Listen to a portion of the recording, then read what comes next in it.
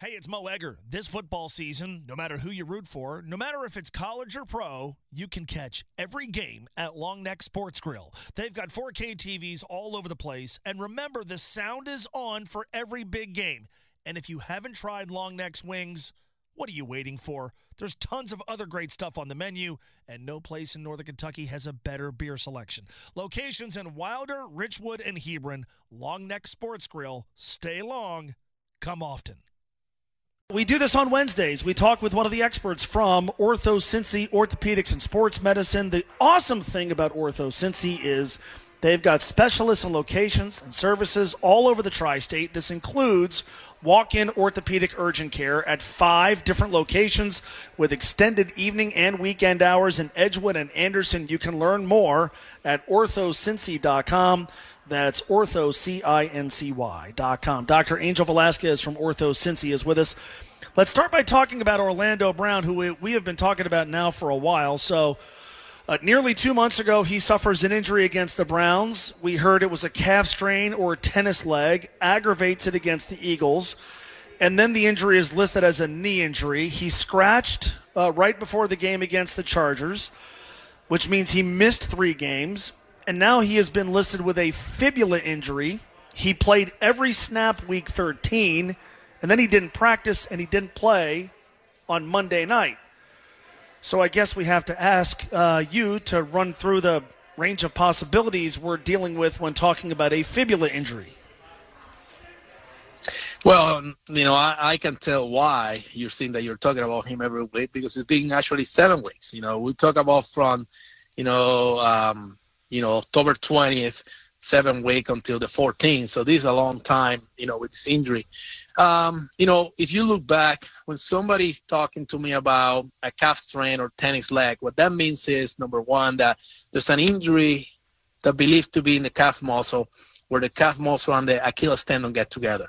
That's the first thing. And if you truly have a tennis leg, what that means is that the tendon junction or the tissue that connect them together is where the injury is. And this can be something that can linger for weeks and weeks if it's not diagnosed appropriately since the beginning, right?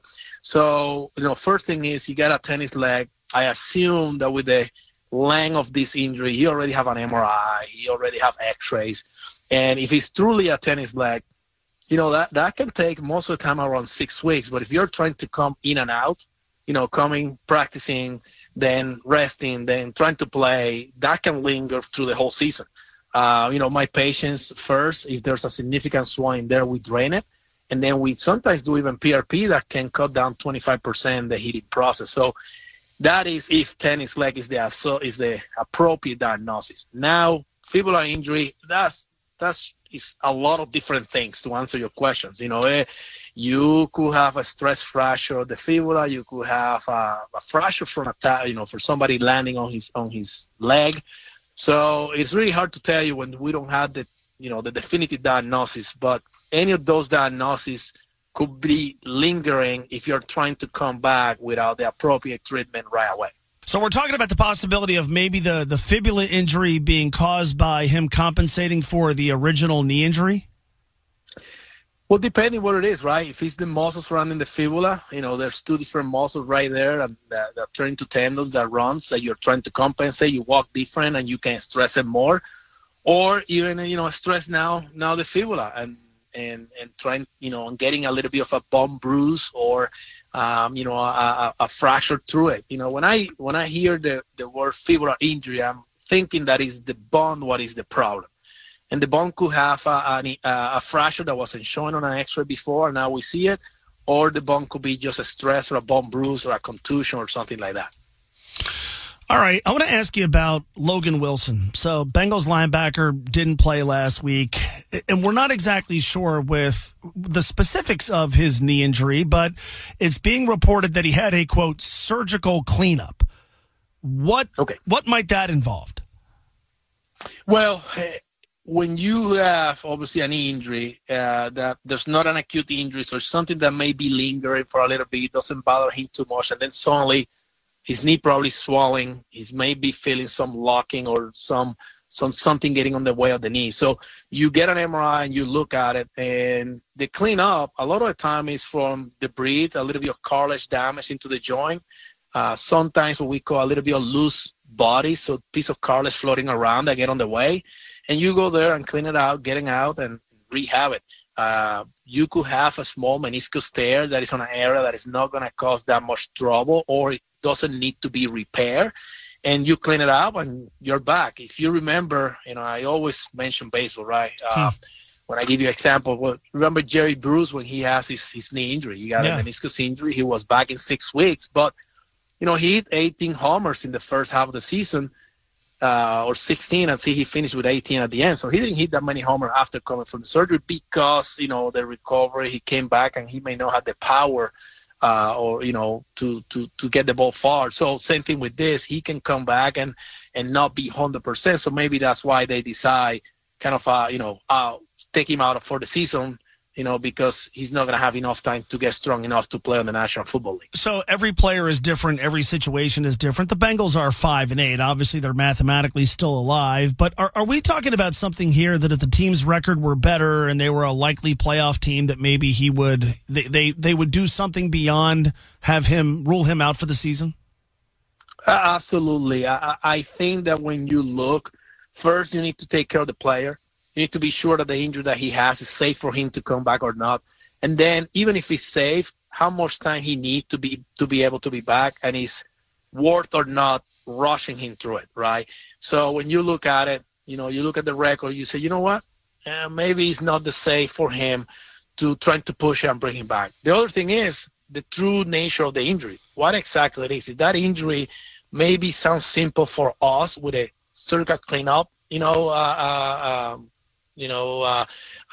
mention that they tell us what he has, but maybe something a little bit more, right? That he may need a little bit more time. But those surgical cleanup most of the time take around 6 weeks. But the person will come back and maybe is not going to be as strong as should be to play in the National Football League or the position that he play. There's some position that you may be willing to do more. There's some sport that you may be willing to do more, but probably for his best care, is better just resting for the season. All right, let me ask you about Evan McPherson. Dr. Angel Velazquez from OrthoCincy's is with us. He has been sidelined with a groin issue. Walk me through the range of possibilities with this particular injury. Well, those can be tricky. Obviously he's a kicker. He's depending on his legs. When you talk about groin, is the muscle that is on the inside of the leg. So, getting stable when you are walking, or moving your leg to the other side in the kicking motion, obviously is going to be affecting him. It's going to change the way that he kick and affect his accuracy. But number one is what exactly it is. It's a muscle injury. It's a tendon injury. Sometimes even those groin injuries could be a sports hernia. So those things are being treated different. Obviously, he had the testing that need to be done for the appropriate diagnosis. If there's not a surgery, schedule, so most likely it's not going to be a sports hernia. So most likely it's going to be a tendon or a muscle strain, and those don't require surgery. So it is depending, what exactly he has, but there's a lot of different possibilities, and they are tricky. They take time, and hopefully you can come back pretty quick. I want to ask you about a player who got injured in that game on Monday night for the Dallas Cowboys, DeMarvion Overshown, a linebacker who has suffered tears to his right knee, the ACL, the MCL, and the PCL. Now, we often hear about ACL tears or MCL tears or PCL tears. It's rare that it's all three. How complex is going to be his surgery, his rehab, and his recovery? Well, if you get a multiple, ligament injury, that means that there's a significant force for that injury to happen, right? The ACL, MCL, a lot of the time they come together. The PCL is an injury that some people may have for a long time, and unless you have a previous MRI that didn't show it, now this MRI could show that everything is acutely, right? But typically, you fix that ACL, you fix that MCL, And, the PCL typically doesn't need to be repaired unless there's some type of instability of the knee. But recovery from multiple ligament injury is a little bit more tricky because the recovery and the immobilization from an isolated or directly ACL injury is different than when you add the MCL and then you add the PCL. The PCL gets stressed on a way that the MCL doesn't or the ACL doesn't. So you need to range your motion of your knee with the bracing at the beginning, with limiting the stress of those ligaments so they can fuse together, right? So that's the parts at the beginning. That initial recovery from surgery is a little bit tricky because the range of motion is not going to be as free as an isolated ACL. We know that with the MCL, extending the knee, the MCL will stretch, so you avoid the extension. But with ACL tears, most of the time you place people on a brace with full extension. So now you decrease the motion, so recovery is slower and take a little bit longer than initial part. So it is more about the initial part to let those ligaments fuse together. That is the important part, and have more limitations. So the range of motion come back normal later in the process, not earlier. And that's the difficult part. Awesome stuff. Dr. Angel Velazquez, thank you so much. Dr. Angel Velazquez from OrthoCincy's. I say this every single week because it's true. The great thing about OrthoCincy's is they have specialists and locations all over the tri-state. This includes walk-in orthopedic urgent care, which means no appointment needed.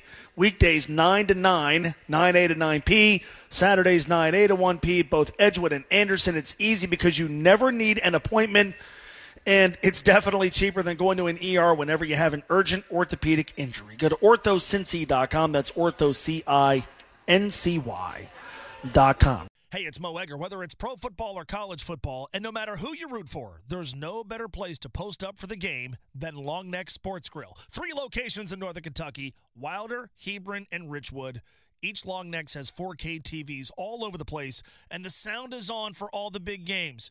They've got an extensive menu. You've got to try Long Neck's wings, and no place in Northern Kentucky or anywhere has a better beer selection. This football season, Long Neck Sports Grill. Stay long, come often.